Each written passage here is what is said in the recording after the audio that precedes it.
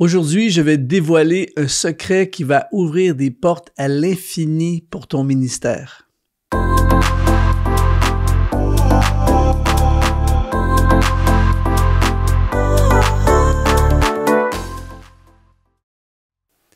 Bienvenue sur Exponentiel Worship, ici Luc Dumont. Exponentiel Worship, c'est une émission pour ceux et celles qui veulent amener l'atmosphère du ciel sur la terre. Si tu es un adorateur, un musicien, un chanteur, un artiste, quelqu'un qui est impliqué de près ou de loin dans tout ce qui a trait à la louange et l'adoration, eh bien, bienvenue dans cette émission.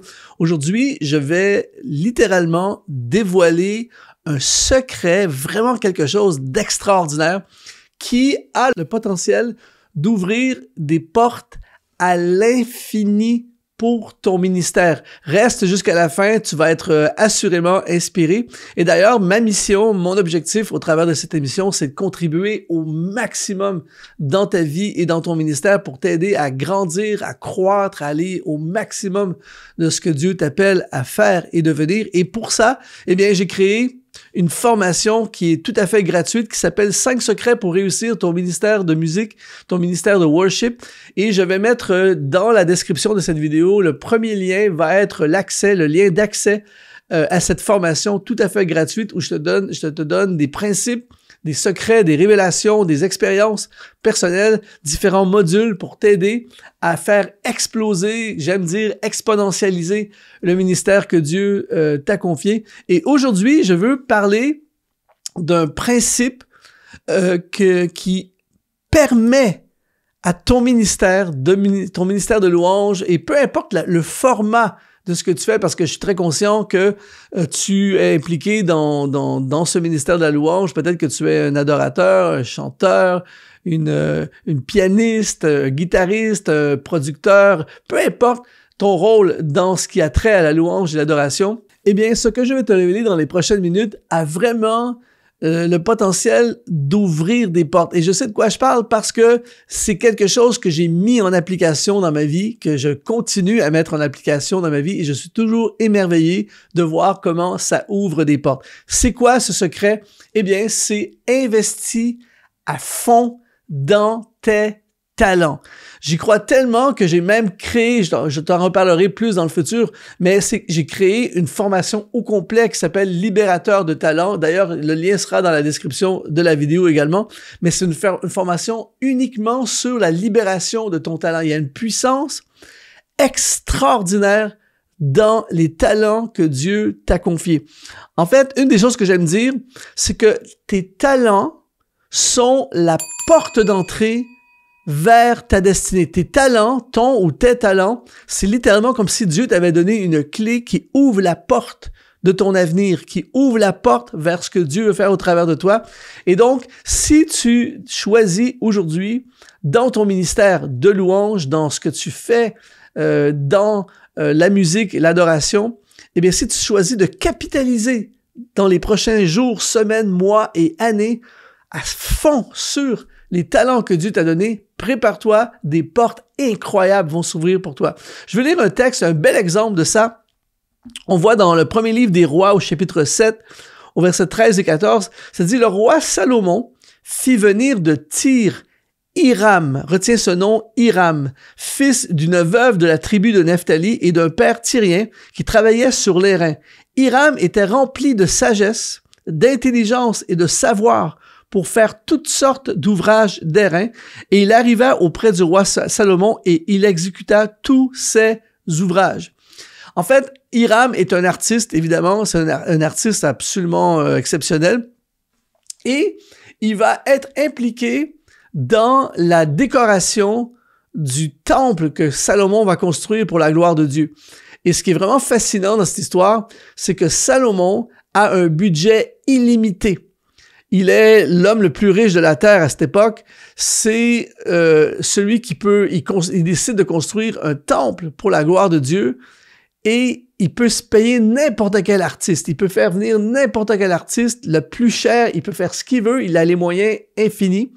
Et imagine, il choisit Hiram et il le fait venir de l'extérieur. Je ne sais pas comment ça s'est passé au niveau de la connexion Je ne sais pas comment le nom de Hiram est venu à la connaissance de Salomon, mais ce qui est certain, c'est que Salomon a dit, c'est lui que je veux pour cette œuvre qui va être l'œuvre de ma vie, qui va être un héritage qui va marquer l'histoire et qui va être mon legs à l'humanité. Et il choisit Hiram. Donc, il a fallu que Hiram se démarque vraiment des autres. Et ça dit que Hiram était rempli de sagesse et d'intelligence. Et quand on regarde dans le mot hébreu, dans le texte hébreu, le mot sagesse, eh bien, c'est le mot chokma qui fait allusion à des habiletés. Donc, Hiram était un homme de très grande habileté. Et il a fallu que Hiram n'a pas commencé sa carrière, entre guillemets, d'artiste en faisant le temple de Salomon. On ne sait pas, on n'a pas les détails. On ne sait pas ça fait combien de temps qu'il fait ça. Mais une des choses qui arrive toujours quand le talent est mis de l'avant, c'est que le talent attire, le talent inspire, le talent capte l'attention. Donc, il est fort probable que Hiram, dans les mois et les années qui ont précédé, a fait des œuvres avec ses talents. Et donc, parce qu'il avait du talent, ben, il a fait des choses probablement impressionnantes, des choses que les gens devaient dire, j'appelle ça le wow, le facteur wow, les gens devaient dire wow. Et il est fort probable qu'à force de faire des choses wow, eh bien, c'est venu aux oreilles de Salomon ou peut-être que Salomon a vu des œuvres, je ne sais pas exactement. Mais ce qui est certain, c'est que Salomon n'a pas laissé un projet aussi important entre les mains de quelqu'un de médiocre ou entre les mains de quelqu'un qui ne sait pas ce qu'il fait. Il a fait venir quelqu'un d'ultra compétent et surtout de quelqu'un de ultra talentueux. Et c'est son talent, c'est le talent de Hiram qui l'a amené à cette place historique et à se retrouver, à se démarquer. Et imagine quand dans ton CV ou dans ta fiche, sur ton site web, tu mets que t'as décoré le temple de Salomon. Je suis sûr que ça a ouvert des méga portes. On n'a pas la suite de l'histoire, mais ça a certainement ouvert des portes hallucinantes pour Hiram. En fait, son talent l'a propulsé dans une position d'opportunité démesurée qui probablement l'a propulsé encore plus loin. Alors souvent, on cherche, écoute bien ceci, ça va être très, très important pour ton ministère de worship. Souvent, on cherche des opportunités. On veut, on a écrit des chansons, on veut que nos chansons soient diffusées. On veut jouer dans notre église, on veut diriger la louange, on veut être connu, peu importe. On cherche des opportunités, c'est une erreur. Cherche ton talent et investis dans ton talent, développe ton talent ou tes talents et maximise ton temps, ton énergie, ton argent, ta formation, mise tout sur tes talents.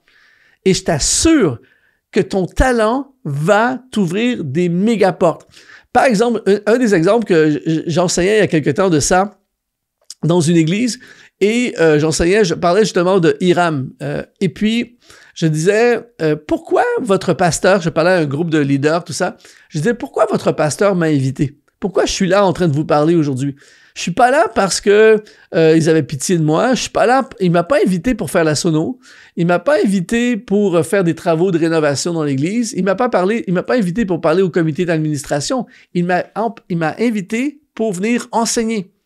Et je crois que c'est quelque chose que Dieu m'a donné et sur lequel je mise à fond depuis des années. Et donc, il m'invite pour ça. C'est cette capacité de communiquer et d'enseigner qui m'a ouvert des portes, qui a ouvert toutes les portes. À chaque fois qu'on m'invite, c'est toujours pour quelque chose qui est connecté à ça. Et donc, si tu négliges tes talents et que tu pousses quelque chose que tu as envie de faire, ça c'est une des erreurs que plein de gens font, c'est que j'ai envie de faire ça. Je parlais justement avec quelqu'un récemment à propos de ce sujet. Lui a envie de faire certaines choses, mais les portes qui s'ouvrent pour lui, c'est toujours connecté au talent qu'il a vraiment. Et donc, cesse de résister à ces choses-là. Concentre-toi sur ton talent. Tes habiletés que Dieu t'a données, c'est un cadeau que Dieu t'a donné, eh bien, vont t'ouvrir des portes, vont te permettre d'aller plus loin que tu peux même imaginer. Il y a un autre passage vraiment fabuleux là-dessus. Écoute, lis avec moi 1 Chroniques, chapitre 15, versets 19 à 22. Ça dit, les chantres Éman, regardez là, il y a toute une liste. Éman, Asaph, Étan avaient des cymbales d'airain pour le faire retentir. Zacharie, Aziel, Shemiramoth, Jéiel, Uni, Eliab, Mazedja, Benadja avaient des luttes sur Alamoth. Et Matithia, Eliphélé, Miknedja Obed-Édom, Jéhiel et Azaziah avaient des harpes à 8 cordes pour conduire le chant. Regarde bien le verset 22. Kenania, chef de la musique, parmi les Lévites, dirigeait la musique car il était habile. C'est très, très puissant. C'est-à-dire que là, il y a toute une liste de stars. Il y a toute une liste. C'est pareil que je ne sais pas si tu as déjà participé à un événement, si tu es un événement où il y a une affiche. Et là, il y a tous les noms de tous les artistes, tu vois, tel artiste, tel gros nom, tout ça. Et puis à la fin, et plusieurs autres. Et tu te retrouves dans les plusieurs autres. Ça m'est déjà arrivé. Et donc, c'est bon pour l'humilité. En passant, ça serait un sujet pour une autre vidéo. Mais comment tu veux te démarquer alors qu'il y a des gars comme Obed-Édom qui sont là, il y a des gars comme Asaph, c'est des célébrités de la louange de l'époque, des Lévites, tout ça. Mais pourtant, Kenania va se démarquer de tous les autres. Il va être chef de la musique et il dirigeait la musique parmi les Lévites car il était habile. En d'autres mots, il était dans son super power. Ça, c'est un truc qu'il faut absolument que tu captes ceci aujourd'hui. C'est qu'on a tous reçu de la part de Dieu, peu importe qu'est-ce que tu es, qu'est-ce que tu fais, on a tous ce que j'appelle, entre guillemets, évidemment, un super power. Quelque chose, une zone de génie, que c'est Dieu qui nous a donné ça.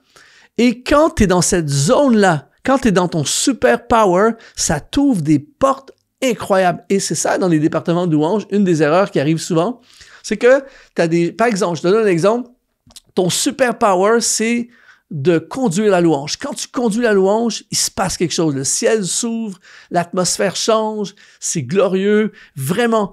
Mais tu es impliqué dans plein d'autres choses dans le département de la louange. Tu diriges le département, tu fais les horaires, tu organises le truc, et ça, c'est pas ta zone de génie. Au contraire, même parfois, c'est ta zone ennemie. Et t'es pas du tout dans ta zone, et tu négliges. En fait, t'es tellement impliqué dans tous les départements, dans toutes les sphères du ministère de la louange, que tu négliges, en fait, le conduire la louange. Tu le fais très peu. Et tu répètes très peu, et tu te prépares très peu, et tu développes très peu ce super power. Mais puisque c'est un super power tellement fort que même en le négligeant, quand tu le fais, il se passe quelque chose.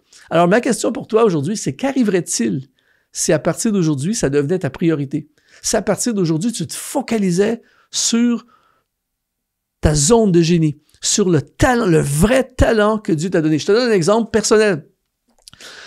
Dans ma vie, j'ai fait des concerts, je suis guitariste, je chante, j'ai fait des albums, j'ai fait des événements, j'ai conduit la louange, évidemment, tout ça, plein de choses reliées à tout le département de la louange.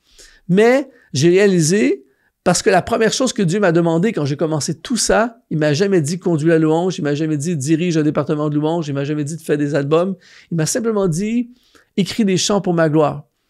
Et je réalise, et quand j'ai commencé à écrire des chants de louange, je n'avais pas accès à tout l'Internet et ce qu'on a aujourd'hui pour diffuser, mais j'ai réalisé par la suite que c'était vraiment un super power qui venait de Dieu, qui m'a donné.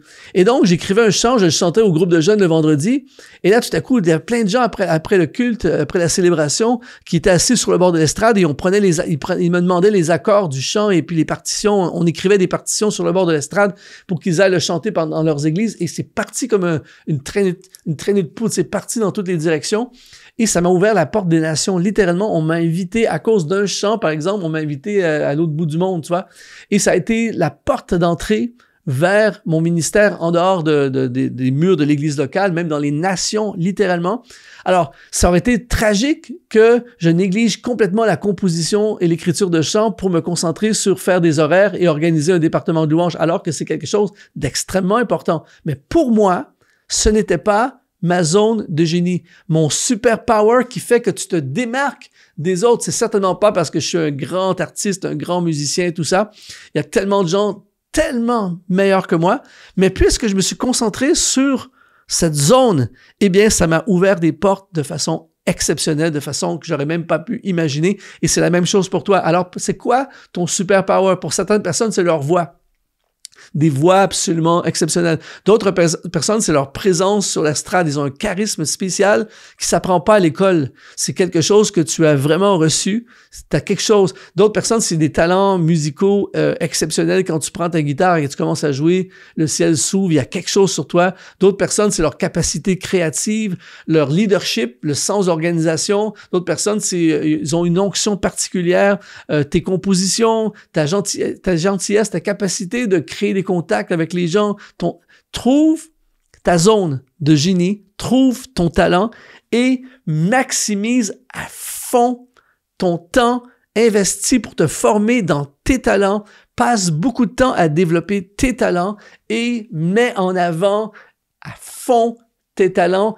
Néglige à la limite d'autres choses autour pour laisser le plus de place possible à tes talents. Et c'est certain, si Dieu t'appelle dans le ministère de la musique et de la louange, c'est certain que si tu mises sur tes talents, des méga portes vont s'ouvrir. Écris dans les commentaires. Je veux lire tes commentaires là-dessus si tu as déjà vécu quelque chose de similaire à ça. Si ça t'a parlé aujourd'hui, mets un like sur cette vidéo. Ça va la propulser dans l'algorithme YouTube. Parle de cette chaîne, parle de cette émission Exponential Worship à tous tes amis, tous tes collaborateurs qui sont dans le département de la louange et également, dis-leur de rejoindre la formation 100% gratuite, 5 secrets pour réussir ton ministère musical de worship. C'est le premier lien qui apparaît dans la description de cette vidéo et on va continuer ensemble dans cette formation où il y a plusieurs modules pour te développer, te propulser. Alors, j'ai hâte de voir et d'entendre ce que tes talents vont réaliser dans ta vie pour la gloire de Dieu, pour glorifier Dieu. Ici Luc Dumont